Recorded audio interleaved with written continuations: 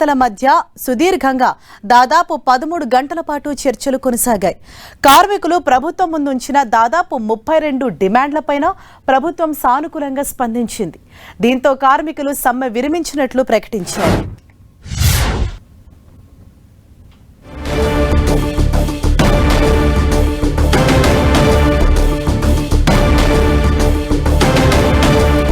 Right, ఇదే విషయంపై మరింత సమాచారం మా ప్రతినిధి కిరణ్ మనకు అందిస్తారు. కిరణ్, మొత్తానికి ఒక 3 రోజుల తర్వాత మళ్ళీ ఇవాటి నుంచి బస్సులు రోడ్డు మీదకి తిరుగుతూ ఉన్నాయి. సో చర్చలు ఏ విధంగా జరిగాయి, దానికి సంబంధించి పూర్తి అప్డేట్స్ ఏంటి? ఎటకేలకు ఆర్టీసీ కార్మికుల కళ నెరవేరినట్టుగా మనం చెప్పుకోవాల్సి ఉంటుంది. ఆర్టీసీని ప్రభుత్వంలో విలీనం చేస్తూ నిన్న సుదీర్ఘ చర్చల తర్వాత కూడా రాష్ట్ర ప్రభుత్వం నిర్ణయం తీసుకున్నట్టుగా మనమైతే చెప్పుకోవాలి. ప్రస్తుతానికైతే అందుకు సంబంధించి కూడా, ఎందుకంటే గడిచిన 3 రోజులుగా సమ్మెకి వెళ్లడం, ఒక కార్మికుడు చనిపోవడంతో కూడా ఎట్టకేలకు ప్రభుత్వం స్పందించి ఆర్టీసీ జేఏసీ నాయకులతో కూడా చర్చలకు పిలిచినట్టుగా మనమైతే చెప్పుకోవాల్సి ఉంటుంది. ప్రస్తుతానికైతే ఉదయం 6 గంటల నుంచి కూడా తిరిగి మరొకసారి ఆ బస్సులన్నీ కూడా రోడ్డెక్కినట్టుగా చెప్పు. ఎందుకంటే 3 రోజుల సమ్మె కారణంగా ఇటు ప్రయాణికులు తీవ్ర ఇబ్బందులు పడ్డ పరిస్థితి కనిపిస్తుంది. ఒకసారి మనం విజువల్స్ చూసుకుంటే మరొకసారి ఇటు లకిడికప్పుల్ బస్ స్టేషన్ కూడా ఆర్టీసీ బస్సులతో కూడా కలకల్లాడుతున్న దృశ్యాలు కనిపిస్తున్నాయి. ప్రయాణికుల రద్దీ కనిపిస్తుంది. ఎందుకంటే నిన్న సుమారుగా 10 గంటల ప్రాంతాల్లో ప్రారంభమైన కార్మిక జేఏసీ సంబంధించిన సమ్మెలో మొదటగా ఆర్టీసీ సంబంధించిన జేఏసీ నాయకులతో పాటు కమిటీ సభ్యులు కూడా చాలా సుదీర్ఘంగా చర్చించారు.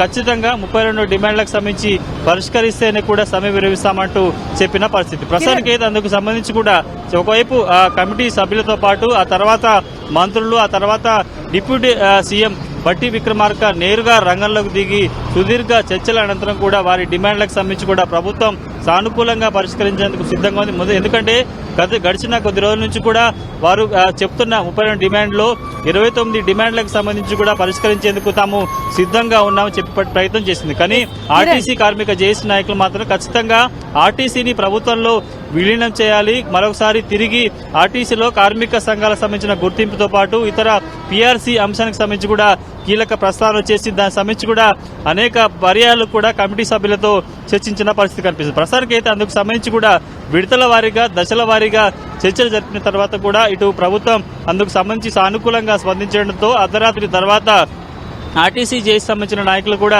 సమ్మె విరమించబోతున్నట్టు కూడా ప్రకటించిన పరిస్థితి. ప్రస్తుతానికైతే 3 రోజుల సమ్మె కారణంగా కూడా ఆర్టీసీకి కొన్ని సుమారుగా 80 నుంచి 90 కోట్లకు సంబంధించిన నష్టం వచ్చినట్టుగా చెబుతున్నారు. కాబట్టి పూర్తి స్థాయిలో ఈ రోజు నుంచి ఆర్టీసీ బస్సులని రోడ్డు ఎక్కడంతో తిరిగి ప్రజా రవాణా వ్యవస్థ కూడా మరొకసారి కొంత కుదుటపడినట్టుగా చెప్పుకోవాల్సి ఉంటుంది. ప్రస్తుతానికైతే అందుకు సంబంధించి కూడా చాలా సుదీర్ఘ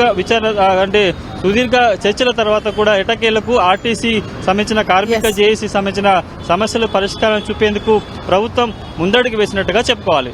కిరణ్, అంటే ప్రధానంగా కార్మికుల జేఏసీ ప్రభుత్వం ముందుంచిన 32 డిమాండ్లలో అంటే ప్రధానమైన డిమాండ్లు ఏంటి?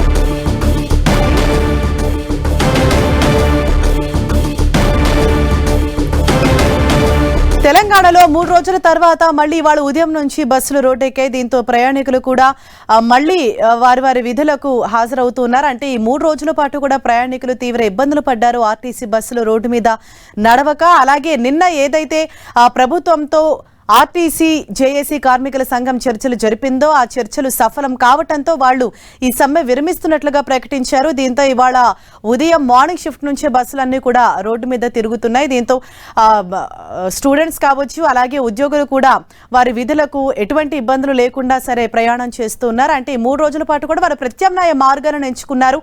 మరోవైపు ఇదే అదనుగా భావించి ఆటో డ్రైవర్లు ఛార్జీలను భారీగా పెంచడం కావచ్చు, అలాగే మెట్రో రైలు సేవలు కూడా ఎక్కువగా నడపడం జరిగింది. అయితే ఈ 3 రోజుల సమ్మె తర్వాత ఇవాల్టి నుంచే మళ్లీ ఆర్టీసీ బస్సులు యథావిధిగా నడుపుతూ ఉన్నారు. నిన్న రాత్రి ప్రభుత్వంతో ఆర్టీసీ జేఏసీ జరిపిన చర్చలు సఫలం కావటంతో వారు సమ్మె విరమిస్తున్నట్లుగా ప్రకటించారు.